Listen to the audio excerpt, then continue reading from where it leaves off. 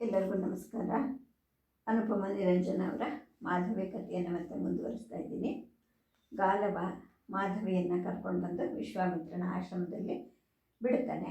ವಿಶ್ವಾಮಿತ್ರ ಅದೇ ದಿನವೇ ಅವಳನ್ನು ತನ್ನ ಮಡದಿ ಅಂಥೇಳಿ ಅಂದ್ಕೊಂಡು ಅವಳನ್ನು ಭೋಗಿಸ್ತಾನೆ. ಬೆಳಗ್ಗೆ ಆಗತ್ತೆ. ಅಭ್ಯಾಸ ಬಲದಿಂದ ವಿಶ್ವಾಮಿತ್ರ ಬ್ರಾಹ್ಮಿ ಮುಹೂರ್ತದಲ್ಲೇ ಎದ್ದೇಳ್ತಾನೆ. ಹೊರಗಡೆ ಇನ್ನೂ ನಸುಕತ್ತಲೆ ಇರುತ್ತೆ. ಆದರೆ ತನ್ನ ಪಕ್ಕದಲ್ಲಿ ದರ್ಬೆ ಹಾಸಿಗೆಯಲ್ಲಿ ಮಲ್ಕೊಂಡಿದ್ದ ಮಾಧವಿಯನ್ನು ಅವನು ನೋಡ್ತಾನೆ. ಎಬ್ಸೋದೋ ಬೇಡವೋ ಅಂತ ಯೋಚನೆ ಮಾಡಿ ಅವಳ ಮೈ ಮುಟ್ತಾನೆ. ಮಾಧವಿ ಅಂತಾನೆ. ಅವಳಿಗೆ ಎಚ್ಚರಿಕೆ ಆಗುತ್ತೆ. ಪಕ್ಕದಲ್ಲೇ ಕೂತಿದ್ದ ವಿಶ್ವಾಮಿತ್ರನ ನೋಡಿ ಅವಳಿಗೆ ಗಾಬರಿನೂ ಆಗುತ್ತೆ. ಏನು ಅಂತ ಕೇಳ್ತಾಳೆ. ಏನೂ ಇಲ್ಲ, ಪ್ರಾತಃ ಕರ್ಮಗಳನ್ನು ಮಾಡೋಕ್ಕೆ ಅಂತ ನಾನು ಹೊರಟಿದ್ದೀನಿ. ನಿನಗೆ ಇಷ್ಟು ಬೇಗ ಎದ್ದೇಳು ಅಭ್ಯಾಸ ಇರೋದಿಲ್ಲ, ಹಾಗಾಗಿ ನೀನು ಸ್ವಲ್ಪ ಹೊತ್ತು ಮಲ್ಕೋ ಅಂತೇಳಿ ಹೇಳ್ತಾನೆ. ಮಾಧವಿ ಎದ್ದು ಕೂತ್ಕೊತಾಳೆ. ದರ್ಬೆ ಹಾಸಿಗೆ ಒತ್ತಿ ಮೈಯೆಲ್ಲ ನೋವಾಗಿರುತ್ತೆ. ಅಷ್ಟೊತ್ತಿಗೆ ವಿಶ್ವಾಮಿತ್ರ ಎದ್ದು ಬಾಗಿಲ ಕಡೆಗೆ ನಡೀತಾ ಇರ್ತಾನೆ. ಬಾಗಿಲನ್ನು ತೆರೀತಾ ಅವನು ಹೇಳ್ತಾನೆ, ನೀನು ಇವತ್ತಿನಿಂದ ಈ ಆಶ್ರಮಕ್ಕೆ ಒಡತಿ. ನೀನು ಯಾವ ಕೆಲಸ ಆಗಬೇಕು ಅಂತ ನೀನು ಹೇಳಿದ್ರೆ ಶಿಷ್ಯರು ಅದನ್ನು ಮಾಡ್ತಾರೆ, ಗೊತ್ತಾಯ್ತಾ ಅಂತ ಹೇಳಿದಾಗ ಇವಳಿಗೆ ಒಂದು ರೀತಿಯ ತಪ್ಪಿಬ್ಬಾಗುತ್ತೆ. ಇಲ್ಲ, ನಾನೇನು ಒಡತಿ ಅಲ್ಲ, ನಾನು ದಾಸಿ, ನಾನು ಏನೇನು ಕೆಲಸ ಮಾಡಬೇಕು ಅಂತ ಹೇಳಿ ಮಾಡ್ತೀನಿ ಅಂತ ಹೇಳ್ತಾಳೆ. ಆಗ ವಿಶ್ವಾಮಿತ್ರ ಹೇಳ್ತಾನೆ, ಏನು ಬೇಡ, ನೋಡ್ತಾ ಇರು, ಎಲ್ಲವನ್ನು ನೋಡ್ತಾ ಇರು ಅಷ್ಟೇ. ಬೇಕು ಅನಿಸಿದ್ರೆ ನಿಂಗೆ ಇಷ್ಟವಾದ ಕೆಲಸ ಮಾಡು, ಯಾವುದಕ್ಕೂ ಇಲ್ಲಿ ಬಲವಂತ ಇಲ್ಲ ನಿನಗೆ ಅಂತ ಹೇಳಿಬಿಟ್ಟು ಅಲ್ಲಿಂದ ಹೊರಟೋಗ್ತಾನೆ. ಮಾಧವಿ ಹೊರಗಡೆಗೆ ದೃಷ್ಟಿಯನ್ನು ಹರಿಸ್ತಾಳೆ. ಶಿಷ್ಯರು ಆಗಲೇ ಎದ್ದು ದಿನದ ಕೆಲಸಗಳನ್ನು ಪ್ರಾರಂಭ ಮಾಡ್ತಾ ಇರ್ತಾರೆ. ಗೋಶಾಲೆಯಿಂದ ಅಂಬಾ ಅನ್ನೋ ಹಸುಗಳ ಕೂಗು ಕೇಳಿಸ್ತಾ ಇರುತ್ತೆ. ಹಕ್ಕಿಗಳ ಸಮೂಹ ಗಾನ ಕೂಡ ಕೇಳಿಸ್ತಾ ಇರುತ್ತೆ. ಹೊರಗಡೆ ಚಳಿಗಾಳಿ, ಹಾಗಾಗಿ ಅವಳು ಕೃಷ್ಣಾಜಿನವನ್ನು ಮತ್ತಷ್ಟು ಬಿಗಿಯಾಗಿ ಹೊತ್ಕೊಳ್ತಾಳೆ. ಆಶ್ರಮದಲ್ಲಿರೋರೆಲ್ಲರೂ ಎದ್ದಿರುವಾಗ ತಾನು ಮಲಗೋದು ಸರಿಯಲ್ಲ ಅಂತ ಅನಿಸುತ್ತೆ ಅವಳಿಗೆ. ಸ್ವಲ್ಪ ಹೊತ್ತು ಹಾಗೆ ಕೂತಿರ್ತಾಳೆ. ಆಮೇಲೆ ಎದ್ದು ಕೃಷ್ಣಾಜಿನವನ್ನು ತೆಗೆದಿರಿಸಿ ದರ್ಬೆಯ ಹಾಸಿಗೆಯನ್ನು ಸುತ್ತುತ್ತಾಳೆ. ಎಣ್ಣೆ ಮುಗಿದು ಗೂಡಲಿದ್ದ ದೀಪ ನಂದು ಹೋಗಿರುತ್ತೆ. ಇನ್ನು ಮುಂದಿನ ಕೆಲಸ ಮಿಂದ್ಕೊಂಡು ಬರೋದು, ಅಂದರೆ ಸ್ನಾನ ಮಾಡ್ಕೊಂಡು ಬರೋದು. ಅರಮನೆಯಲ್ಲಾಗಿದ್ದರೆ ದಾಸಿಯರು ಸುಗಂಧ ತೈಲಗಳನ್ನು ಹಚ್ಚಿ ಬಿಸಿ ನೀರಿಂದ ಸ್ನಾನ ಮಾಡಿಸ್ತಿದ್ರು. ಇಲ್ಲಿ ನದಿ ನೀರೇ ಗತಿ ಅಂತ ಅಂದ್ಕೊಳ್ತಾಳೆ. ಒಂದು ನಾರು ಮಡಿಯನ್ನು ಉಟ್ಕೊಂಡು ಅತಿಥಿ ಶಾಲೆಯಿಂದ ಹೊರಗೆ ಬರ್ತಾಳೆ.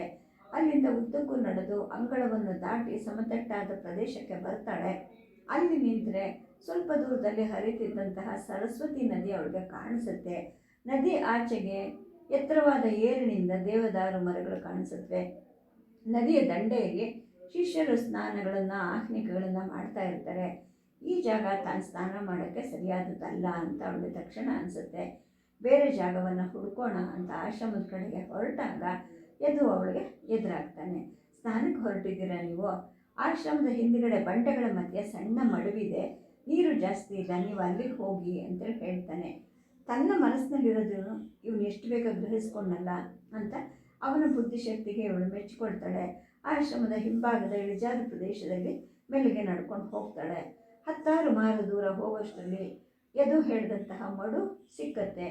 ಬಂಡೆಗಳ ಮಧ್ಯೆ ಸರಸ್ವತಿ ನದಿಯ ನೀರು ಹರಿದು ಅಲ್ಲಿ ಮಡುವಾಗಿ ನಿಂತಿರುತ್ತೆ.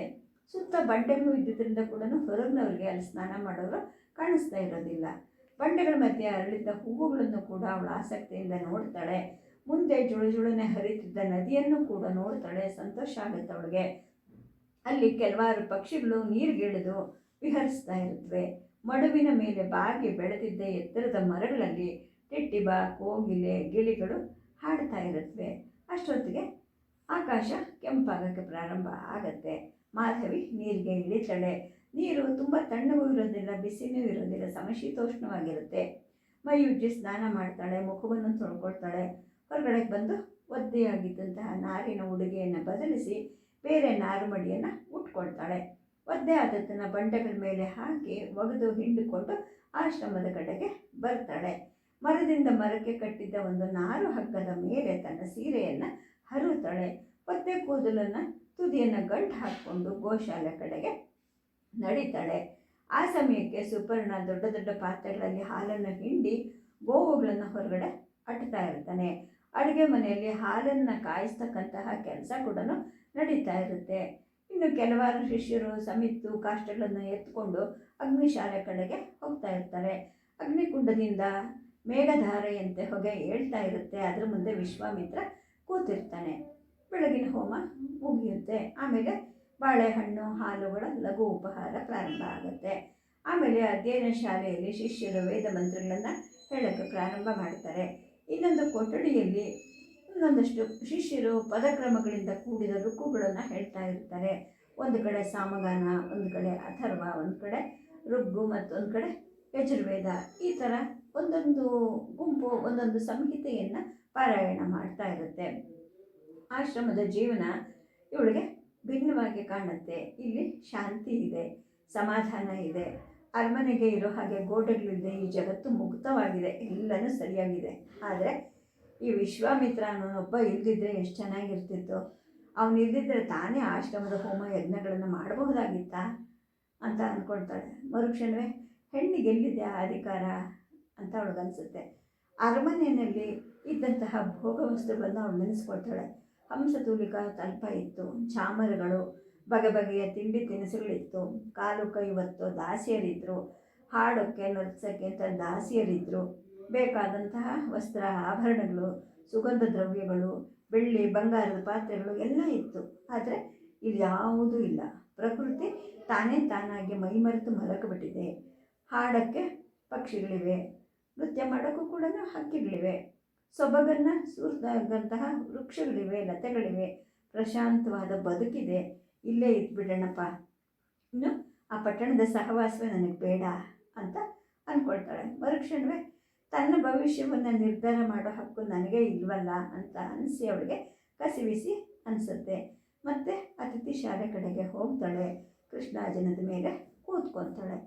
ಇನ್ನು ನಿಧಾನವಾಗಿ ಹೊತ್ತು ಮೇಲಕ್ಕೆ ಹೋಗೋ ಸಮಯ ಬರುತ್ತೆ. ಶಿಷ್ಯರೆಲ್ಲರೂ ವಟವೃಕ್ಷದ ಹತ್ತಿರಕ್ಕೆ ನೆರೀತಾರೆ. ವಿಶ್ವಾಮಿತ್ರ ಎತ್ತರವಾದ ಜಾಗದಲ್ಲಿ ಕೂತ್ಕೊಂಡು ಅಂದಿನ ಪಾಠ ಪ್ರವಚನವನ್ನು ಪ್ರಾರಂಭ ಮಾಡ್ತಾನೆ. ಆ ಶಿಷ್ಯರು ಮತ್ತು ಗುರುಗಳ ಮಧ್ಯೆ ಪ್ರಶ್ನೆಗಳು ಉತ್ತರಗಳು ಪ್ರಾರಂಭ ಆಗುತ್ತೆ. ಬ್ರಾಹ್ಮಣ ಅಂದ್ರೇನು ಅನ್ನೋ ಪ್ರಶ್ನೆ ಒಬ್ಬ ಕೇಳ್ತಾನೆ. ಆಗ ಇವ್ರು ಹೇಳ್ತಾರೆ, ಬ್ರಾಹ್ಮಣ ಅಂದರೆ ಇದು ಒಂದೊಂದು ಕಾಲಕ್ಕೆ ಈ ಬಗ್ಗೆ ಒಂದೊಂದು ವ್ಯಾಖ್ಯೆಗಳಾಗಿವೆ. ತಾವು ಹೇಳಿದ್ದು ಸರಿ ಅಂತ ಪ್ರತಿಯೊಬ್ಬ ವಿದ್ವಾಂಸರು ತಿಳ್ಕೊಳ್ತಾರೆ. ಆದರೆ ನಿಜವಾಗಿ ಹೇಳಬೇಕು ಅಂದರೆ ಕಾಮಕ್ರೋಧಗಳನ್ನು ಜಯಿಸಿದವನು ಬ್ರಾಹ್ಮಣೋತ್ತಮ. ಅವನು ಹುಟ್ಟಿನಿಂದ ಬ್ರಾಹ್ಮಣ ಆಗಲೇಬೇಕು ಅಂತ ನಿಯಮ ಏನೂ ಇಲ್ಲ ಅಂತ ವಿಶ್ವಾಮಿತ್ರ ಹೇಳ್ತಾನೆ. ಈ ಮಾತನ್ನು ಹೇಳ್ತಾನೇ ವಿಶ್ವಾಮಿತ್ರ ಒಂದು ಕ್ಷಣ ಮಾತು ನಿಲ್ಲಿಸ್ತಾನೆ. ಶಿಷ್ಯರು ಈ ಬಗ್ಗೆ ನನ್ನ ಪ್ರಶ್ನೆ ಕೇಳ್ತಾರಾ ಅಂತ ಎದುರು ನೋಡ್ತಾನೆ. ಯಾಕೆಂದರೆ ಅವನು ಹುಟ್ಟಿನಿಂದ ಕ್ಷತ್ರಿಯ, ಆದರೆ ಸಾಧನೆಯಿಂದ ಈಗ ಬ್ರಹ್ಮರ್ಷಿ ಆಗಿರ್ತಾನೆ. ಈ ಬಗ್ಗೆ ಪ್ರಶ್ನೆ ಕೇಳೋ ಧೈರ್ಯ ಯಾರಿಗಾದರೂ ಇರಬಹುದಾ ಅಂತ ಅಂದ್ಕೊಳ್ತಾನೆ. ಆದರೆ ಯಾವ ಶಿಷ್ಯರು ಆ ಬಗ್ಗೆ ಅವನನ್ನು ಯಾರು ಏನು ಮಾತು ಕೂಡ ಕೇಳೋದಿಲ್ಲ. ಆಗ ವಿಶ್ವಾಮಿತ್ರ ಮಾತನ್ನು ಮುಂದುವರಿಸ್ತಾನೆ. ಕಾಮ ಕ್ರೋಧ ಜಯಿಸಿದವನು ಅಂದರೆ ಅಹಂಕಾರವನ್ನು ಸ್ವಾರ್ಥವನ್ನು ಜಯಿಸಿದವನು ಅನ್ನೋ ಒಂದು ಅರ್ಥ ಬರುತ್ತೆ. ಮನುಷ್ಯರೆಲ್ಲರೂ ಕೂಡ ಆಗ್ನೇಯರು, ಅಂದರೆ ದೇಹಕ್ಕೆ ಅನ್ನ ಪಾನಗಳನ್ನು ಕೊಟ್ಟು ಅದರಿಂದ ಬದುಕುವಂಥವ್ರು. ಮನುಷ್ಯ ದೇಹದಲ್ಲಿ ಗಂಧರ್ವರು ಇರ್ತಾರೆ, ಸೋಮನೂ ಇರ್ತಾನೆ. ಗಂಧರ್ವರ ಪ್ರಾಬಲ್ಯದಿಂದಾಗಿ ಮನುಷ್ಯನ ದೇಹದಲ್ಲಿ ಕಾಮ ಹುಟ್ಕೊಳ್ಳುತ್ತೆ. ಸೋಮನ ಸಂಗ್ರಹದಿಂದ ಆಸೆ ಪ್ರಬಲವಾಗುತ್ತೆ. ಎಷ್ಟು ಬಳಸಿದ್ರೂ ಸಾಲದು, ಇನ್ನು ಬೇಕು ಮತ್ತು ಬೇಕು ಅನ್ನೋ ಮನಸ್ಸು ಬರುತ್ತೆ. ಈ ಕಾಮವನ್ನು ಮತ್ತು ಈ ಭೋಗವನ್ನು ದಾಟಿದವನು ಶ್ರೇಷ್ಠ ಬ್ರಾಹ್ಮಣ ಅಂತ ಹೇಳ್ಬಿಟ್ಟು ಮತ್ತೆ ವಿಶ್ವಾಮಿತ್ರ ಹೇಳ್ತಾನೆ. ಆಗ ಒಬ್ಬ ಶಿಷ್ಯ ಕೇಳ್ತಾನೆ, ಬ್ರಾಹ್ಮಣನಿಗೂ ಕ್ಷತ್ರಿಯನಿಗೂ ಇರೋ ವ್ಯತ್ಯಾಸ ಏನು ಅಂತ. ವಿಶ್ವಾಮಿತ್ರ ಹೇಳ್ತಾನೆ, ಬ್ರಾಹ್ಮಣ ಅನ್ನೋನು ಬ್ರಹ್ಮನ ಬಾಯಿಯಿಂದ ಹುಟ್ಟಿದವನು, ಕ್ಷತ್ರಿಯ ಅನ್ನೋನು ತೋಳುಗಳಿಂದ, ಬಾಯಿ ಅಂದರೆ ವಾಕ್ಶಕ್ತಿ, ಬುದ್ಧಿಶಕ್ತಿ, ಇವು ಸಾಧನೆಯ ಶಕ್ತಿ, ಇವು ಬ್ರಾಹ್ಮಣನಾದವನಿಗೆ ಕರಗತವಾಗಿರುತ್ತೆ. ಇನ್ನು ಕ್ಷತ್ರಿಯನಾದವನಿಗೆ ತೋಳಲ್ಲಿ ಹುಟ್ಟಿರೋದ್ರಿಂದ ಅವನಿಗೆ ತೋಳಿನ ಬಲನೇ ಜಾಸ್ತಿ, ಬುದ್ಧಿಶಕ್ತಿಗಿಂತ ಕ್ರಿಯಾಶಕ್ತಿ ಅವನಲ್ಲಿ ಜಾಸ್ತಿ ಇರುತ್ತೆ ಅಂತೇಳಿ ಹೇಳಿದಾಗ ಎದು ಕೇಳ್ತಾನೆ, ಗುರುಗಳೇ ಹಾಗಾದರೆ ಅವರಿಬ್ಬರಲ್ಲಿ ಯಾರು ಹೆಚ್ಚು ಅಂತ. ಆಗ ಅವರು ಹೇಳ್ತಾರೆ, ಯಾರೂ ಹೆಚ್ಚಿನ ಯಾರೂ ಕಡಿಮೆನೂ ಇಲ್ಲ. ಜಗತ್ತಿನಲ್ಲಿ ಅವರವರ ಕಾರ್ಯ ಮಾಡೋದು ಅವರವ್ರಿಗೆ ಸೇರಿದ್ದು, ಯಶಸ್ವಿಯಾಗೋದು ಕೂಡ ಅವರಿಗೆ ಸೇರಿದ್ದು, ಸ್ವರ್ಗ ಪ್ರಾಪ್ತಿ ಆಗೋದು ಕೂಡ ತಮ್ಮ ಕ್ಷೇತ್ರದಲ್ಲಿ ಶ್ರದ್ಧೆಯಿಂದ ತಾದಾತ್ಮ್ಯದಿಂದ ದುಡಿದವ್ರಿಗೆ ಮಾತ್ರ ಯಶಸ್ಸು ಸಿಕ್ಕತ್ತೆ ಅಂತ ಹೇಳಿದಾಗ ಮನುಸ್ವತ ಅನ್ನೋನು ಸುಪರ್ಣನ ಜೊತೆಗೆ ಹೇಳ್ತಾನೆ, ನೋಡಿದ್ಯಾ ನಮ್ಮ ಗುರುಗಳು ಎಷ್ಟು ಸುಲಭವಾಗಿ ಎಲ್ಲವನ್ನೂ ಹೇಳಿಬಿಡ್ತಾರೆ, ನಮಗೆ ಮಾತ್ರ ಏನು ಸಾಧಿಸೋಕ್ಕಾಗೋದಿಲ್ಲ ಅಂತ. ಸುಪರ್ಣ ಹೌದು ಅನ್ನೋ ಹಾಗೆ ತಲೆ ಆಡಿಸ್ತಾನೆ. ಮೆಚ್ಚುಗೆಯ ಕಣ್ಣುಗಳಿಂದ ವಿಶ್ವಾಮಿತ್ರನನ್ನೇ ನೋಡ್ತಾ ಇರ್ತಾನೆ. ಅವನ ಮನಸ್ಸು ಗುರುಗಳ ಮಾತಿನ ಕಡೆ ಇರೋದೇ ಇಲ್ಲ. ಏಕೆಂದರೆ ತುಂಬ ಹೊತ್ತಿಂದ ಅಂಬಾ ಅಂತ ಕೂಗ್ತಿದ್ದ ಯಾವುದೋ ಒಂದು ಹಸುವಿನ ಕಡೆ ಅವನ ಮನಸ್ಸು ಹರಿತಿರುತ್ತೆ. ಏಕೆಂದರೆ ಆ ಹಸು ಗರ್ಭವತಿ ಆಗಿರುತ್ತೆ, ಅಂದರೆ ಗಬ್ಬ ಆಗಿರುತ್ತೆ. ಅದು ಅದರ ಹೆರಿಗೆ ಸಮಯ ಇವಾಗ, ಅಂದರೆ ಈಯೋ ಸಮಯ ಬಂದಿರುತ್ತೆ. ಇಂದೋ ನಾಳೆನೋ ಆಗಬಹುದು, ಅದಕ್ಕೆ ನೋವಿರಬಹುದು, ಅದಕ್ಕೆ ಆ ಹಸು ಕೂಗ್ತಾ ಇದೆ ಅಂತ ಅವನ ಮನಸ್ಸು ಆ ಕಡೆನೇ ಹೋಗ್ತಾ ಇರುತ್ತೆ. ಈ ಕಡೆ ಇನ್ನೊಬ್ಬ ಶಿಷ್ಯ ಕೇಳ್ತಾನೆ, ಬ್ರಾಹ್ಮಣ್ಯವನ್ನು ಸಂಪಾದಿಸೋಕ್ಕೆ ಸುಲಭವಾದ ದಾರಿ ಯಾವುದು ಅಂತ. ಆಗ ವಿಶ್ವಾಮಿತ್ರ ಹೇಳ್ತಾನೆ, ಬೇಕಾದಷ್ಟು ದಾರಿಗಳಿವೆ, ಅದರಲ್ಲಿ ಮುಖ್ಯವಾದದ್ದು ಧ್ಯಾನ ಯೋಗ, ಕರ್ಮಯೋಗ ಮತ್ತು ಮಂತ್ರಯೋಗ ಅಂದ್ಬಿಟ್ಟು. ಧ್ಯಾನ ಯೋಗಕ್ಕೆ ತುಂಬ ಶಕ್ತಿ, ಪ್ರಚಂಡವಾದ ಧೀಶಕ್ತಿ ಬೇಕು. ಇದು ಎಲ್ಲರಿಗೂ ಸಾಧ್ಯ ಆಗೋದಿಲ್ಲ. ಇನ್ನು ಕರ್ಮಯೋಗ ಅನ್ನೋದು ಉಪಾಸನೆಯ ದಾರಿ. ಅದರಿಂದ ಬ್ರಾಹ್ಮಣ್ಯವನ್ನು ಸಂಪಾದಿಸೋಕ್ಕೆ ಇರೋದು ಸುಲಭವಾದ ದಾರಿ ಅಂದರೆ ಮಂತ್ರಯೋಗ ಅಂತ ಹೇಳಿದಾಗ ಎದ್ದು ನಿಂತ್ಕೊಳ್ತಾನೆ. ಗುರುಗಳೇ, ನಂದೊಂದು ಸಂದೇಹ ಇದೆ. ಬ್ರಾಹ್ಮಣ ಅಥವಾ ಋಷಿ ಆದವನು ಕಾಮವನ್ನು ಸಂಪೂರ್ಣವಾಗಿ ಬಿಟ್ಟು ಬದುಕೋಕ್ಕೆ ಹೇಗೆ? ಸೃಷ್ಟಿಯ ಮೂಲ ಕಾಮನೇ ಅಲ್ವಾ ಅಂತ ಕೇಳಿದಾಗ ವಿಶ್ವಾಮಿತ್ರನಿಗೆ ಸಿಟ್ಟು ಬರುತ್ತೆ. ಎದು, ಈ ಪ್ರಶ್ನೆ ಉತ್ತರ ತಿಳ್ಕೊಳ್ಳೋಕ್ಕೆ ನೀನು ತುಂಬ ಸಣ್ಣವನು, ಈ ಪ್ರಶ್ನೆ ಕೇಳಬೇಡ ಅಂಥೇಳಿ ಹೇಳ್ತಾನೆ. ಉಳಿದ ಶಿಷ್ಯರಿಗೂ ಗೊತ್ತಾಗೋಗುತ್ತೆ ಗುರುಗಳಿಗೆ ಯಾಕೆ ಸಿಟ್ಟು ಬಂತು. ಈ ಸಿಟ್ಟಿನ ಮೂಲ ಮಾಧವಿ ಅಂತೇಳ್ಬಿಟ್ಟು ಅವ್ರಿಗೆ ಗೊತ್ತಾಗುತ್ತೆ.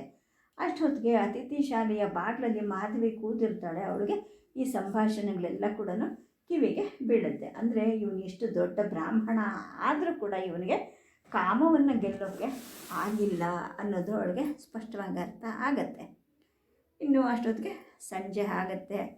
ಮಲ್ಲಿಗೆ ಪೊದರಿನ ಹತ್ತಿರಕ್ಕೆ ಹೋಗ್ತಾಳೆ, ಹೂ ಬಿಡಿಸೋಕ್ಕೆ ಪ್ರಾರಂಭ ಮಾಡ್ತಾಳೆ. ಆ ಪುಟ್ಟ ಪುಟ್ಟ ಬಿಳಿ ಹೂಗಳಲ್ಲಿ ಘಮ್ ಅಂತ ವಾಸನೆ ಬರ್ತಿರುತ್ತೆ. ಅಷ್ಟೊತ್ತಿಗೆ ಎದ್ದು ಅಲ್ಲಿಗೆ ಬರ್ತಾನೆ. ಭಗವತಿ, ನಾನು ಹೂ ಬಿಡಿಸ್ಕೊಡ್ಲಾ ಅಂತ ಕೇಳ್ತಾನೆ.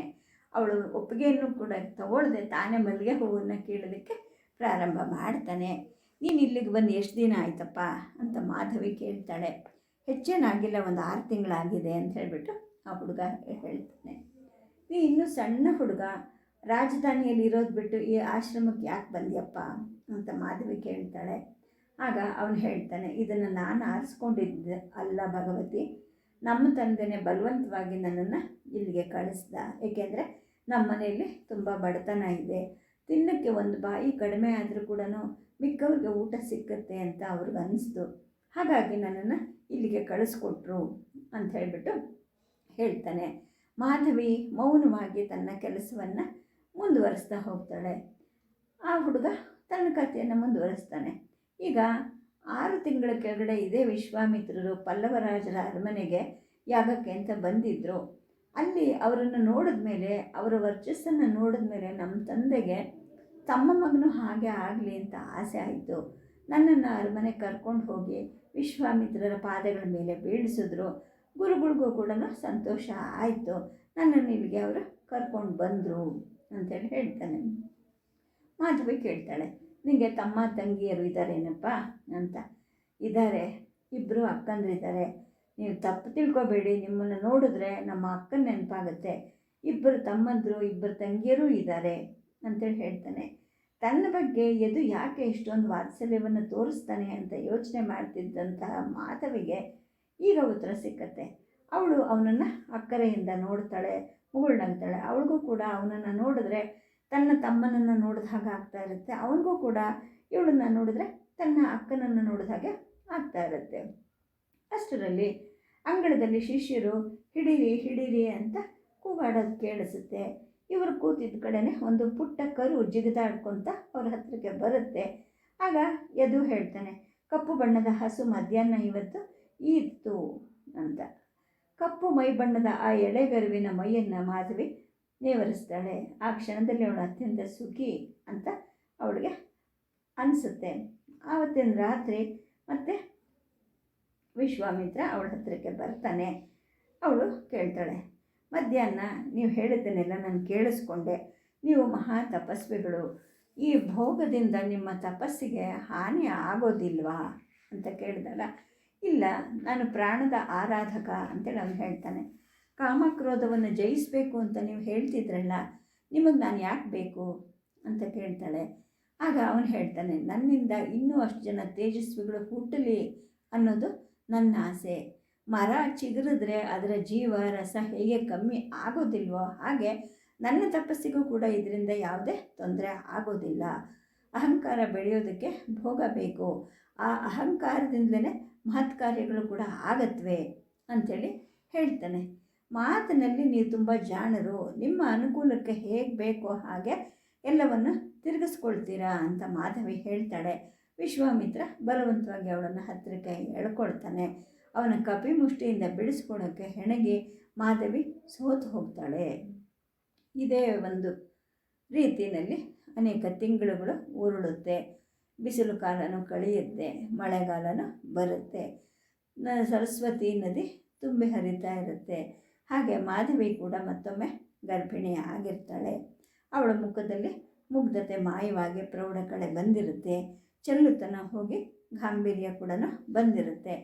ಆಶ್ರಮದ ಶಿಷ್ಯರಿಗೆ ಅವಳು ಸ್ವಲ್ಪ ಸಮಯ ಇದ್ದು ಹೋಗ್ತಾಳೆ ಅಂತ ಗೊತ್ತಿದ್ರೂ ಕೂಡ ಅವಳ ನಡೆ ನುಡಿಯಿಂದ ಆಕೆ ಬಗ್ಗೆ ಎಲ್ಲರಿಗೂ ಪೂಜ್ಯ ಭಾವನೆ ಬಂದಿರುತ್ತೆ. ಇವಳು ಬಡತನದಲ್ಲಿ ಹುಟ್ಟಿ ಬೆಳೆದವಳು ಅಲ್ಲ, ಆದರೂ ಕೂಡ ಆಶ್ರಮದ ಸರಳ ಜೀವನಕ್ಕೆ ಒಗ್ಗಿಕೊಂಡಿರ್ತಾಳೆ. ಪ್ರತಿಯೊಂದು ಕೆಲಸವನ್ನು ತಿಳ್ಕೊಂಡಿರ್ತಾಳೆ. ಬೆಳಗ್ಗೆ ಎದ್ದು ಗೋಶಾಲೆಯಲ್ಲಿ ಹಾಲು ಹಿಂಡಿದ್ದಾಯ್ತಾ ಸುಪರ್ಣ, ಗೋವುಗಳಿಗೆ ಕಲ್ಗಜ್ಜಿ ಕೊಟ್ಟಿಯಾ ಅಂತೆಲ್ಲ ವಿಚಾರಿಸ್ಕೊಳ್ತಿರ್ತಾಳೆ. ಆಮೇಲೆ ಪಾಕಶಾಲೆಗೆ ಹೋಗ್ತಿರ್ತಾಳೆ, ಅಲ್ಲಿ ಅಡುಗೆ ಬಗ್ಗೆ ವಿವರ ಕೊಡ್ತಾ ಇರ್ತಾಳೆ. ಎಷ್ಟೋ ವರ್ಷಗಳಿಂದ ಈ ಉಸ್ತುವಾರಿ ಮಾಡ್ಕೊಂಡು ಬಂದಿದ್ದ ಮನುಸ್ವತನೂ ಕೂಡ ಅವಳನ್ನೇ ಕೇಳ್ತಾ ಇರ್ತಾನೆ, ಭಗವತಿ ಇವತ್ತೇನು ಅಡುಗೆ ಮಾಡಬೇಕು ಅಂತ. ಇವಳು ಬಾಳೆಕಾಯಿ ಹುಳಿ ಮಾಡಿ ಅಥವಾ ಬಾಳೆ ದಿಂಡಿನ ಪಲ್ಯ ಅಥವಾ ಗೆಣಸಿನ ಬಾಳಕ ಮಾಡಿ ಅಂತ ಏನೋ ಒಂದು ಹೇಳ್ತಾ ಇರ್ತಾಳೆ. ಇನ್ನು ದ್ವಾದಶಿ ದಿನಗಳಲ್ಲಿ ವಿಶೇಷವಾಗಿ ಪಾಯಸ ಅನ್ನೋದಿರುತ್ತೆ. ಇನ್ನು ದೊಡ್ಡ ಹಬ್ಬಗಳಲ್ಲಿ ರಾಸಾಯನ ಕೂಡ ಮಾಡ್ತಾ ಇರ್ತಾರೆ. ಇಲ್ಲದೇ ಇದ್ದರೆ ದಿನವೂ ಸರಳವಾದ ಅನ್ನ ತೊವ್ವೆ ಪಲ್ಯಗಳನ್ನು ಮಾಡ್ತಾ ಇರ್ತಾರೆ. ಇನ್ನು ಹಾಲು ತುಪ್ಪ ಮೊಸರುಗಳಿಗೆ ಆಶ್ರಮದಲ್ಲಿ ಯಾವತ್ತೂ ಕೊರತೆ ಅನ್ನೋದಂತೂ ಇರಲೇ ಇಲ್ಲ. ಅಡುಗೆ ಮನೆ ಕೆಲಸ ಮುಗಿದ ಮೇಲೆ ಮಾಧವಿ ಅಗ್ನಿಶಾಲಿ ಕೆಲಸಗಳನ್ನು ಪರೀಕ್ಷೆ ಮಾಡ್ತಿರ್ತಾಳೆ. ಎದು ಸಮಿತಿ ತಂದಿಟ್ಯಾ, ಹೂ ತಂದ್ಯಾ, ಪಾತ್ರೆಯಲ್ಲಿ ಸಾಕಷ್ಟು ತುಪ್ಪ ಇದೆಯಾ ಅಂತ ಎಲ್ಲ ವಿಚಾರ ಮಾಡಿಸ್ತಾ ಇರ್ತಾಳೆ. ಆಶ್ರಮದ ಹೊರಗಡೆ ಎಳೆಗರಿಕೆಯನ್ನು ತಿಂತಕ್ಕಂತಹ ಜಿಂಕೆಗಳಿರುತ್ತವೆ. ಅಲ್ಲಿಗೆ ಮಾಧವಿ ಹೋದರೆ ಅವು ಕೂಡ ಅವಳ ಸುತ್ತ ಕೂತ್ಕೊತಿರುತ್ತವೆ. ಕೆಲವು ಜಿಂಕೆಗಳು ಕೊಂಬಿನಿಂದ ಕೆರೆದು ಇಲ್ಲಿ ಸವರು ಅನ್ನೋ ಹಾಗೆ ಸೂಚನೆ ಮಾಡ್ತಾ ಇರುತ್ತವೆ. ಮಾಧವಿಗೂ ಕೂಡ ಅವುಗಳ ಒಂದು ನಡವಳಿಕೆ ತುಂಬ ಹಿಗ್ಗು ಕೊಡ್ತಾ ಇರುತ್ತೆ. ಅವಳು ಕೂಡ ಅವುಗಳನ್ನು ಸವರಿ ಅವಕ್ಕೆ ಆನಂದವನ್ನು ಕೊಡ್ತಾ ಇರ್ತಾಳೆ. ಒಂದೊಂದು ಸಲ ಕಾಡಿನೊಳಗೂ ಕೂಡ ಹೋಗಿ ಬರ್ತಾ ಇರ್ತಾಳೆ. ವಿಶಾಲವಾಗಿ ಬೆಳೆದಂತಹ ಬಿಲ್ವ, ತಿಲಕ, ಶಾಲ ವೃಕ್ಷಗಳನ್ನು ನೋಡಿ ಹಿಗ್ತಾ ಇರ್ತಾಳೆ. ಮಾವಿನ ಗಿಡಗಳಲ್ಲಿ ಬಿಟ್ಟಂತಹ ಹಣ್ಣುಗಳನ್ನು ಬೇಗ ಕೀಳಿಸ್ಬೇಕು, ಇಲ್ಲದ ಮಳೆಗೆ ಕೊಳೆತು ಹೋಗುತ್ತೆ ಅಂತ ಯೋಚನೆ ಮಾಡ್ತಿರ್ತಾಳೆ. ಇನ್ನು ಕಣಗಲೆ, ಸಂಪಿಗೆ, ಸುರಹೊನ್ನೆ, ತಾಳೆ ಹೂವುಗಳನ್ನು ನೋಡ್ತಾ ಇರ್ತಾಳೆ. ಇಲ್ಲಿವರೆಗೂ ಬಂದು ಹೂವುಗಳನ್ನು ಕಿತ್ಕೊಂಡು ಬಾ ಅಂತ ಹೇಳಿಬಿಟ್ಟು ಎದುರು ಹೇಳಬೇಕು ಅಂತೆಲ್ಲ ಚಿಂತೆ ಮಾಡ್ತಿರ್ತಾಳೆ. ಈ ಥರ ಅವಳು ಮೊದಲಿಂದಲೂ ಆಶ್ರಮದಲ್ಲೇ ಇದ್ಲೇನೋ ಅನ್ನೋ ಹಾಗೆ ಆಶ್ರಮದ ಜೀವನಕ್ಕೆ ಅವಳು ಒಗ್ಗಿಕೊಂಡು ತನ್ನ ಜೀವನವನ್ನು ನಡೆಸ್ತಾ ಇರ್ತಾಳೆ. ಸದ್ಯಕ್ಕೆ ಕಥೆಯನ್ನು ನಿಲ್ಲಿಸಿರ್ತೀನಿ. ನಮಸ್ಕಾರ.